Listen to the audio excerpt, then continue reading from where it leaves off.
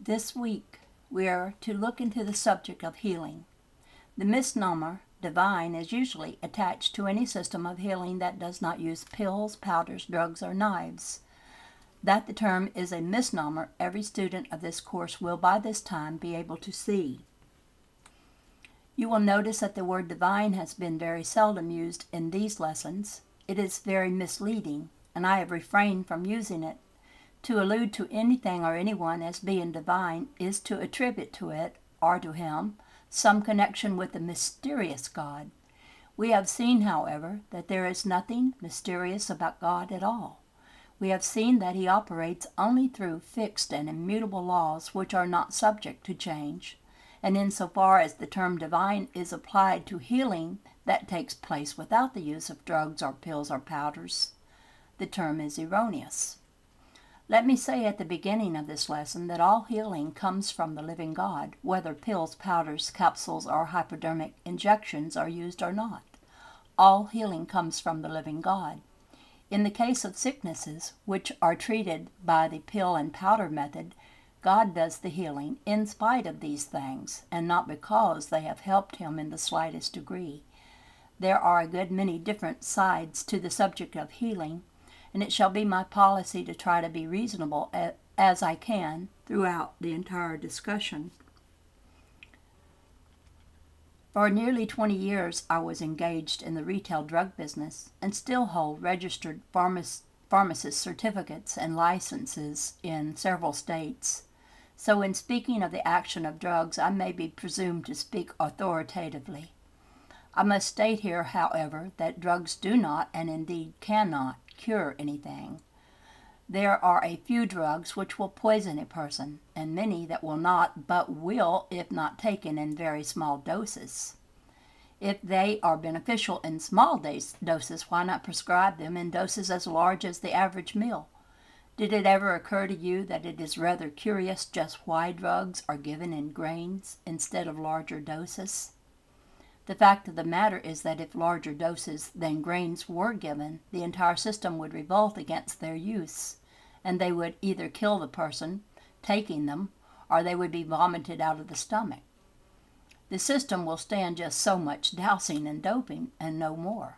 What an absurdity it is to think for one moment that these vegetable and coal tar products can be of the slightest assistance in the healing of such a marvelous mechanism as the human body. You have no right to put into your system aspirin or any drug with the expectation that it will cure anything. It is an utter impossibility for drugs to cure anything. The personality of the physician, coupled with the use of medicine as a suggestive agent, is what does the curing, not the drugs themselves.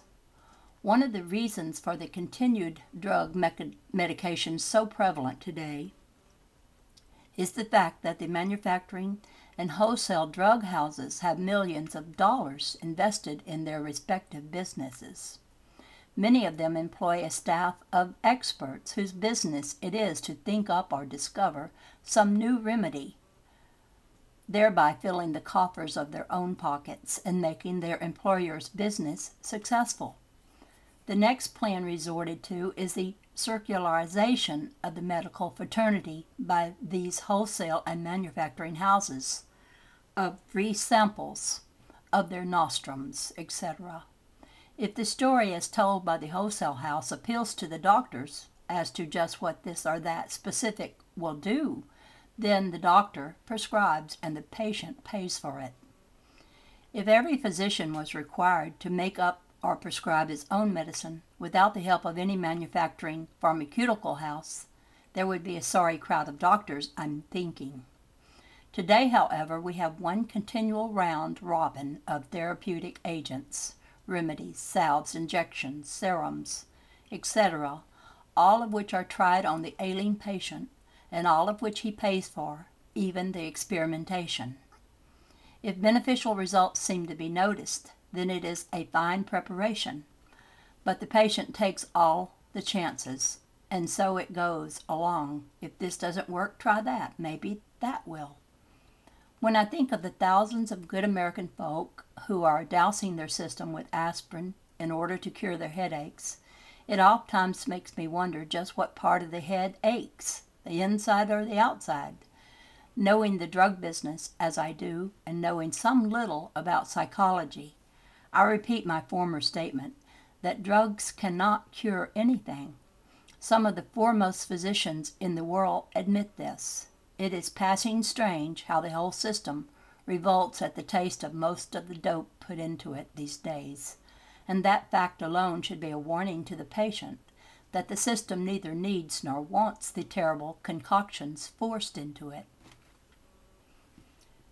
And so the fact remains that drug dosage, in order to cure disease, is utterly useless. But as long as people want them and insist on taking them, then the drugstores and doctor shop will flourish and prosper. I think it might be a good idea, however, for every prescription to be written in English instead of Latin, for this would give the patient a chance to use his own discretion as to whether he were receiving intelligent treatment or not. As it is, a druggist is forbidden even to tell a patient what is in the prescription. And if you do not believe that, try to find out someday.